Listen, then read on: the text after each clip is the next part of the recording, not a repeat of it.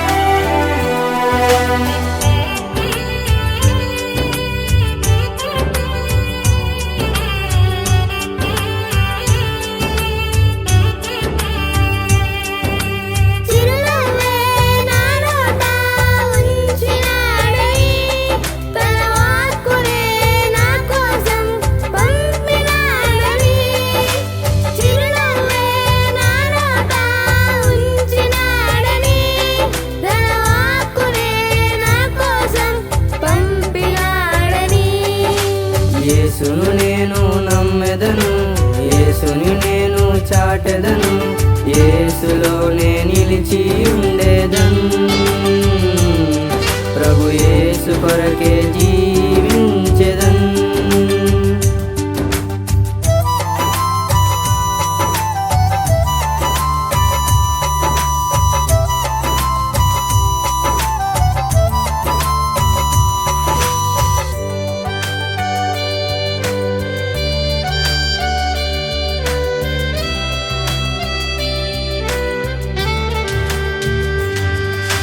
ఫలించే కొమ్మగా చేసినాడని, తన జీవాన్నే నా కోసం దాచినాడని. ఫలించే కొమ్మగా చేసినాడని, తన జీవాన్నే నా కోసం దాచినాడని.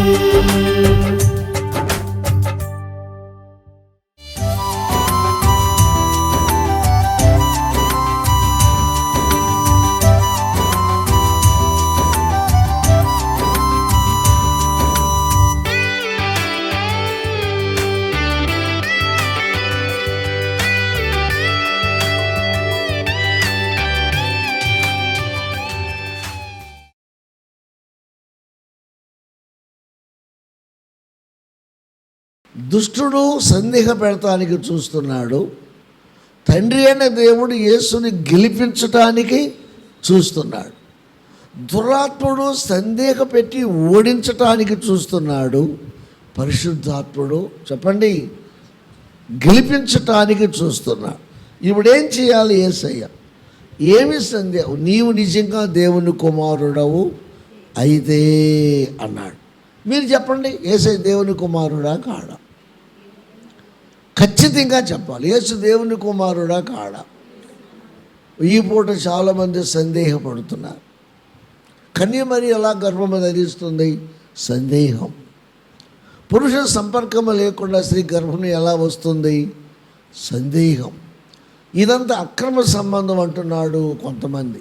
వాళ్ళే దూషించట్లేదు కానీ దుష్టుడు వారిని అలా ప్రేరేపిస్తున్నారు. బైబిల్ ఏం చెబుతుంది? దేవునికి స్తోత్రం. మరియమ్మ దగ్గరకు దేవుడు పంపిన దూత వచ్చి అన్నాడు, మరియా నీవు ధన్యురాలవు, నీకు శుభము కలుగును గాక. ఈ శుభవచనం ఏమో అని ఆమె ఆలోచిస్తూ ఉండగా దేవదూత చెప్పాడు, నీవు గర్భము ధరించి కుమారుని కందవు, ఆయనకు యేసు అనే పేరు పెట్టబడును, లేక ఇమ్మానుయేల్ అనే పేరు పెట్టబడును. యోసేపుతో మాట్లాడే సందర్భంలో కొన్ని సత్యాలు, మరియమ్మతో మాట్లాడినప్పుడు కొన్ని సత్యాలు చెప్పబడ్డాయి.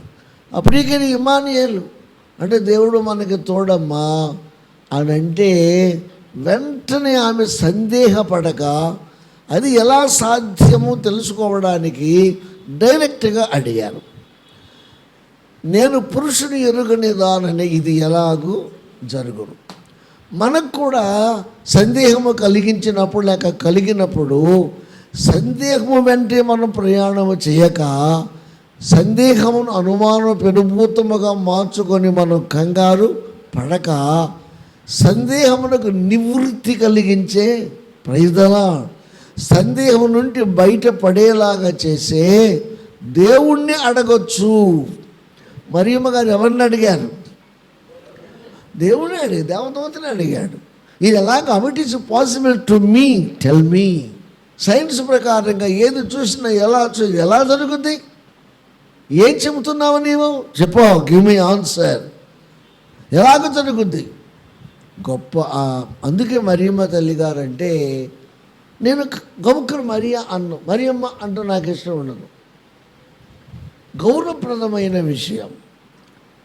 ఒక రక్షకునికి జన్మనిచ్చిన తల్లి గౌరవించాలి. Praise the Lord. ఇన్ని ఏళ్ళ బట్టి బోధిస్తున్న మరియమ్మ తల్లి అంటాను.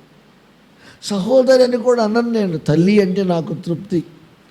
ఆమె అడిగారు, ఏమన్నారు? ఇది ఎలాగో జరుగునయ్యా అని అంటే వెంటనే జవాబు, నోరు మూసుకో, నీకెందుకు, దేవుడు కానీ అనలేదు అక్కడ. అమ్మా నువ్వు అడిగింది కరెక్టే తల్లి, అయితే సర్వోన్నతుని శక్తి నిన్ను కమ్ముకుంటుంది, దేవుడు నిన్ను ఆవరిస్తాడు. ఈ మానవ సృష్టికి నిర్మాణకుడైన దేవుడే లేక దేవుని ఆత్మే నీలోనికి వస్తాడు. అప్పుడు నీవు గర్భము ధరిస్తావు. ఆ గర్భము నీలో ఎదిగి ఉత్పత్తి కలిగి టైం వచ్చినప్పుడు పరిపక్వత చెందినప్పుడు బిడ్డ బయటికి వస్తాడు. ఆయన ఇమ్మానుయేలు, ఆయన యేసు, ఆయన క్రీస్తు, ఆయన లోకరక్షకుడు అనబడతాడు.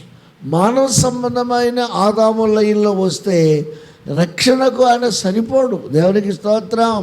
సత్యము తెలుసుకో. ఆ మాటే ఆమె పవిత్రురాలని ఆమె అడగటమే ఆ కన్యకలో ఏ లోపము లేదు అని బల్లగుద్ది చెప్పడానికి, పురుషులు కూడా బల్లగుద్ది చెప్పడానికి, నా యేసు పరిశుద్ధుడు అని సందేహపడకుండా చెప్పడానికి. ఆయన పరిశుద్ధుడు కనుక పాపులను పరిశుద్ధులుగా మార్చుటకు సరిపోయిన వాడని మనం బల్లగుద్ది చెప్పగలుగుతున్నాం. దేవునికి స్తోత్రం. అందుచేత మరియ ఎదురు ప్రశ్నించి అక్కడి నుంచి బయటపడ్డారు. అవ్వమ్మ ఓడిపోయినట్లుగా యేసయ్య ఓడిపోలేదు. యేసయ్య ఏం చేశాడు? నువ్వేంటయ్యా దేవుని కుమారుడు అయితే అంటున్నావు కదా, ఏం ఆకలితో ఎందుకు? ఇక్కడ ఏ రాళ్ళు ఉన్నాయి చూడు, ఆజ్ఞాపించు, రాళ్ళు ఏమైపోతాయి? రొట్టెలు ఎగిపోతాయి, రొట్టెలు తినేయి, ఆకలి తీర్చుకో అన్నాడు. తప్పు లేదు. ఉపవాసం అయిపోయింది కాబట్టి మార్చుకున్నా, తీర్చుకున్నా, లేక తెచ్చుకున్నా తప్పు కానే కాదు. ఇక్కడ కూడా గ్రహించాలి విశ్వాసులారా, తప్పు కాకపోయినా సాతాను చెప్పినట్లుగా చేయటానికి యేసు ఇష్టపడలేదు. వాడు ఎలాంటాడంటే ఒక బ్రేక్ వేస్తాడు, అక్కడ నువ్వు పడలేదనుకో విరమించుకోడు, మళ్ళీ ఇంకో బ్రేక్ వేస్తాడు, అక్కడ కూడా పడలేదనుకో ఇంకొక బ్రేక్ వేస్తాడు. ఏ విధము చేతనైనా నిన్ను నన్ను ఓడించటమే వాడి పని, నిన్ను నన్ను సిగ్గుపడేలాగా చేయటమే వాడి ధ్యేయం. వాడు అబద్ధికుడు, అబద్ధమునకు జనకుడు, వాని యందు సత్యమే లేదు. సర్పసంతానమైన యూదులారా, మా తండ్రి అబ్రహామని మీరు చెప్పుకొననేలా అబ్రహాములో ఉన్న విశ్వాసం మీలో కనిపించుటలేదు. నా తండ్రి సత్యవంతుడు చెప్పనేలా తండ్రి వాక్యము సత్యమని మీరు చెప్పనేలా. చెప్పండి, సత్యమును పాటించకుండా మీరు అలాగ చెబితే మీరు అబద్ధికుడైన సాతాను చేసినట్లే చేస్తున్నారు కానీ సత్యమును పలుకుటలేదు అని యేసయ్య యథార్థం చెప్పి చివరికి యేసయ్య అన్నాడు, ఆ సత్యమును నేనే అన్నాడు. హల్లెలూయా. ఆ సత్యమును నేనే, I am the truth, the way. అవునా కాదా? నేనే మార్గమును, నేనే సత్యమును, నేనే జీవమును. దేవునికి స్తోత్రం. అందుచేత సందేహాలు కలిగిస్తాడు దుష్టుడు, అనుమానాలు కలిగిస్తాడు దుష్టుడు అని యేసయ్య అనుభవాలలో నుండి మనము నేర్చుకుంటున్నాము. యేసయ్య ధీటుగా మేలు కోరినట్లుగానే ఉంది, మేలు చెప్పినట్లుగానే ఉంది, అనుకూలంగా చెప్పినట్లే ఉంది. సాతాను సలహా, వీడు మాట నమ్మేది, వీడు మంచివాడు కాదు అని యేసయ్య జవాబిచ్చాడు. ఏమని జవాబిచ్చాడో చూడండి, వెళ్ళేది ఇంకోసారి. ఏమని జవాబిచ్చాడు? ఆజ్ఞాపించమని. అందుకాయన మనుషుడు రొట్టె వలన మాత్రము కాదు కానీ దేవుని నోట నుండి వచ్చు ప్రతి మాట వలనను జీవించును అని వ్రాయబడి ఉన్నది. దేవునికి స్తోత్రం. వాడు వాక్యాన్ని ఎత్తి సందేహం పెట్టడానికి చూశాడు. యేసుప్రభు వాక్యంతోనే వాడిని తిప్పి కొట్టాడు. ఏమనుకోవద్దు, మనం దుష్టుణ్ణి తిప్పి కొట్టాలి అంటే మన వాక్యము ఎరిగిన వారము అయ్యున్నా. నీ వాక్య సారాంశము సత్యము. సత్యము నిన్ను స్వతంత్రునిగా చేయను. మీరు అనుకోవద్దు, నాకు ఒక మాట ఫస్ట్ నుంచి ఉంది నాలో. అదేంటో చెప్పురా. వాక్యాన్ని విని వాక్యానుసారముగా జీవించటం కష్టమా, మన అవసరాల కోసం ప్రార్థించుట కష్టమా? నాలో ఉన్న ప్రశ్న మిమ్మల్ని ఇబ్బంది పెట్టాలని కాదు. ఏది కష్టం, ఏది ఈజీ, ఏది తేలిక? Praise the Lord. వాక్యానుసారముగా జీవించటమే కష్టం. ప్రార్థనా పరులు బోళ్ళంతమంది ఉన్నారు. ఆమెకు వాక్యం తెలియదు కానీ ప్రార్థన చేస్తారు. లేఖనాలు తెలియవు కానీ ప్రార్థన చేయగలరు. మూలన ఉన్న ముసలము కూడా ప్రార్థన చేయగలరు. అరే, చిన్న పిల్లలు ప్రార్థన చేయగలరు. ప్రార్థన చేయడం ఈజీ అని నేను చెప్పట్లా. వాక్యానుసారముగా జీవించటం అనేది ప్రార్థించుట కంటే కష్టం. మీరు ఎవరు అడిగి చూడండి, ఈ వాక్యం నీకు తెలుసా? తెలియదండి. మరి వాక్యాన్ని పాటించగలుగుతున్నావా? మా వల్ల కావట్లేదండి. మనం అలవాటు ప్రకారంగా ప్రార్థన చేస్తున్నాం. బ్రహ్మాండంగా. అందుకని ప్రార్థనలో మనం వాక్యాన్ని ఎత్తి ప్రార్థన చేయాలి. లేఖనాలతో కలిపి ప్రార్థన చేయాలి. అనుభవాలతో కలిపి ప్రార్థన చేయాలి. యేసయ్యనే మనం మాదిరిగా తీసుకోవాలి. హల్లెలూయా. రోమా 8వ అధ్యాయంలో పౌలు గారు అన్నాడు, యుక్తముగా ఎలాగూ ప్రార్థింపవలెనో మనకు తెలియదు అని అంతే తీసి పక్కన పెట్టేశాడు. అసలు తెలియదు నీకు. You do not know how to pray. నీకు తెలియదు అంటూ ఏమన్నాడు? ఉచ్చరింప శక్యము కానీ మూలుగులతో ఆ ఆత్మ తానే నీకు సహాయము చేయను. Praise the Lord. ఆత్మ సహకారం లేకుండా ప్రార్థన చేయలేము, వాక్య సహకారం లేకుండా ప్రార్థన చేయలేము, లేఖన ఆధారం లేకుండా ప్రార్థన చేయలేము. దేవునికి స్తోత్రం. అందుచేత ఇక్కడ వాక్యంతో పోటీ పడ్డారు. ప్రార్థనలో గెలిచిన యేసు ఇప్పుడు వాక్యంలో కూడా గెలవాలి. ప్రార్థనతో వాడి ఆట కట్టించిన యేసయ్య వాక్యములో కూడా వాడి ఆట కట్టించాలి. కట్టించాలి అంటే బైబిల్ బాగా చదవాలి, బైబిల్ బాగా వినాలి, బైబిల్ బాగా అర్థం చేసుకోవాలి, బైబిల్ బాగా నేర్చుకోవాలి. ఎవరు? వాక్యమే ప్రభు అయిన యేసు. Praise the lord. వెంటనే యేసయ్య జవాబిచ్చాడు. ఏమన్నాడు? మనుషుడు రొట్టె వలన మాత్రము కాదు కానీ దేవుని నోట నుండి వచ్చు ప్రతి మాట వలనను జీవించును అని వ్రాయబడి ఉన్నది. మన పెద్దలు చెప్పారు. సాతానా, రొట్టె కావాలి, కాదంటలేదు, కానీ దేవుని మాట రొట్టె వలన కలుగు శక్తి కంటే బలమైనది, రొటీన్గా తినే ఆహారము కంటే బలమైనది. Praise the Lord. హల్లెలూయా. ఆ వాక్యమే ప్రభువైన యేసు. ఇట్లా నోరు మూయించాడు. చివరికి బైబిల్లో దాన్ని ఇప్పుడు ఆపేస్తున్నాను. ఇలాగో వాడు అడిగిన ప్రతిదానికి యేసయ్య సమాధానం చెప్పారు. ఇప్పుడు చెప్పండి, వాక్యములో కూడా ఎవరు గెలిచారు? యేసయ్య గెలిచాడు. కలుపుదాం, ముగించుకుందాం. నెంబర్ 1 దుష్టుని జయించాడు. నెంబర్ 2 శరీర కోరికలను జయించాడు. 8 రోమ 8:12 ఉంటుంది. శరీరానుసారముగా ప్రవర్తించుటకు శరీరకు రుణస్థులు ఆత్మశక్తి చేత శరీర కోరికలను చంపివేయండి. కిల్దాం, చంపవదలు పడేయండి అంతే. ఎక్కడ చోటు ఇవ్వద్దు. దేవునికి స్తోత్రం. మీరు నిర్లక్ష్యము చేసిన ఎడలా శరీర కోరికలు మిమ్మల్ని చంపేస్తాయి. మీరు తిరగబడిన ఎడల శరీర కోరికల్ని నేమి చేయలేవు. దేవునికి స్తోత్రం. అందుచేత దుష్టుని జయించాడు. 2వది శరీర కోరికలను జయించాడు. 3వది మనస్సును జయించాడు. 4వది వాక్యాలతో పోటీ పడిన దుష్టుని వాక్యాలతోనే జయించాడు. ఇలా చూసుకుంటూ వెళితే యేసుక్రీస్తు జీవితంలో విజయ పరంపర కొనసాగింది, కానీ ఓటమి లేదు. అని ఓడిపోయిన వాడు కాడు. Praise the Lord. హల్లెలూయా. మరి మనం ఓడిపోవాలన్నా జయించాలని ఆయన ఉద్దేశం. దీనికి వాక్యం గుర్తు చేయండి. ఇదిగో తలుపునొద్ద నిలుచుండి తట్టుచున్నా, ఎవడైనా నా స్వరమును విని తలుపు తీస్తే నేను లోనికి వస్తాను, నేను జయించి నా తండ్రి కుడిపార్శ్వమందు కూర్చున్న రీతిగా జయించు వానిని నా ప్రక్కన కూర్చుండనిస్తా. అదే జయించువారు కూర్చునే స్థలం, అది ఓడిపోయిన వాడు కూర్చునే స్థలం కాదు అది. Praise the lord.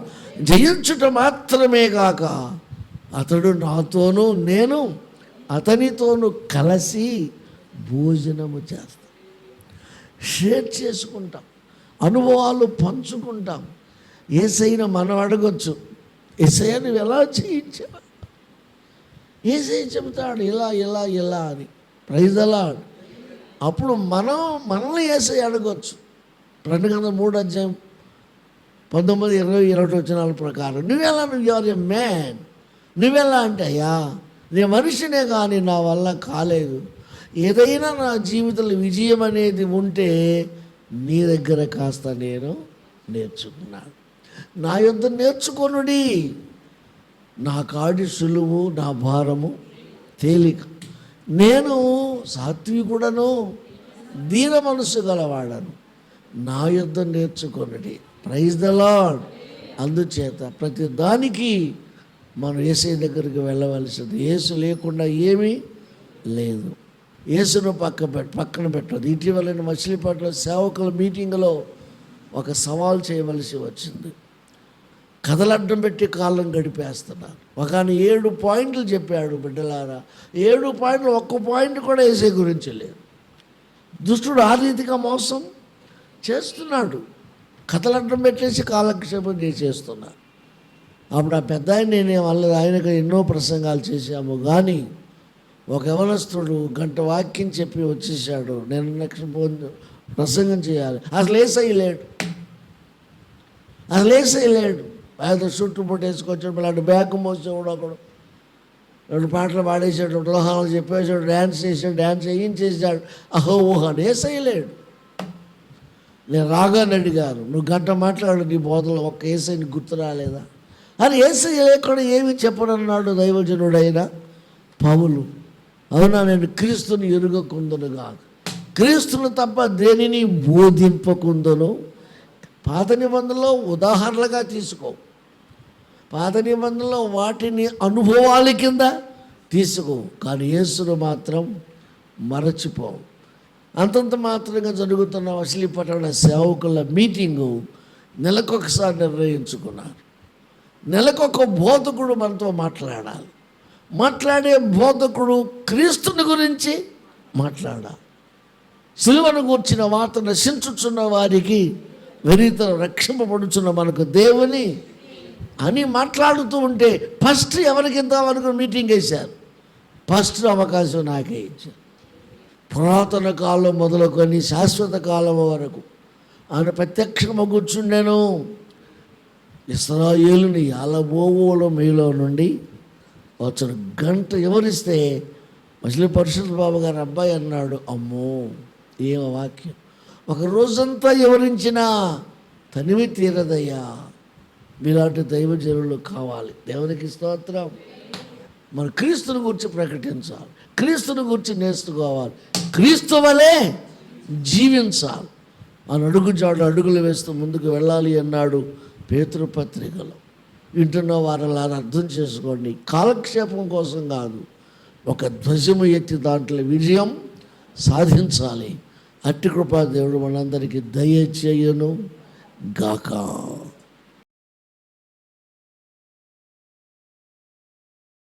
తండ్రి మీ నామమునకు స్తోత్రాలు. ప్రార్థన విషయం మాట్లాడాలి.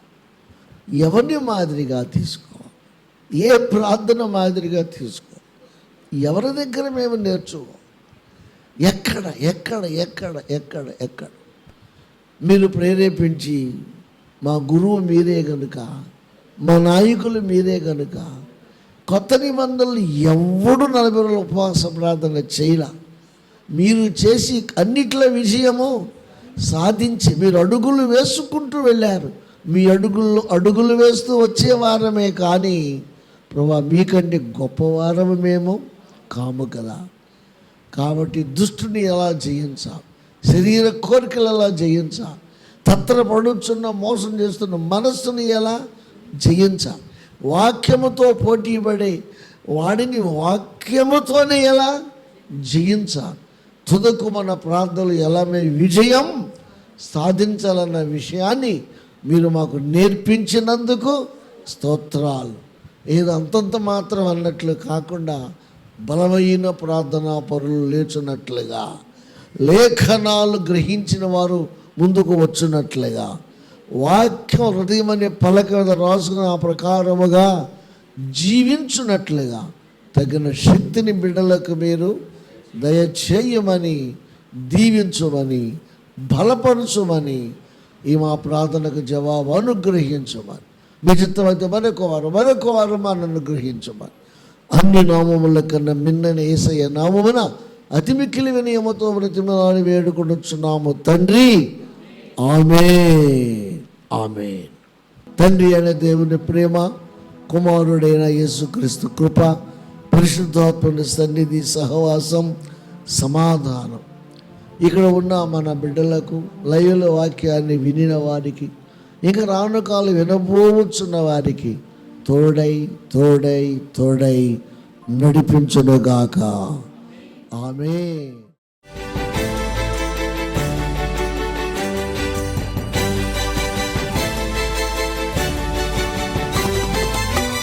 యేసుని మాటలు వినగా వినగా మనసుకు శాంతి, ఆత్మకు రక్షణ.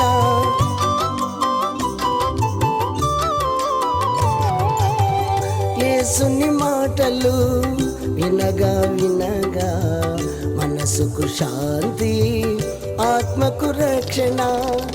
యేసుని మాటలలో విలువను ఎరిగినచో, యేసుని మాటలలో విలువను ఎరిగినచో, నీ బ్రతుకంతా మేలే మేలుగా, నీ బ్రతుకంతా మేలే మేలుగా. వినగా వినగా యేసు సువార్త కలుగును హృదయాలలో విశ్వాసం. వినగా వినగా యేసు సువార్త కలుగును హృదయాలలో విశ్వాసం. అందుకే అందరూ రండి, కూర్చోండి, వినండి. అందుకే అందరూ రండి, కూర్చోండి, వినండి. యేసయ్య మాటలు వినండి.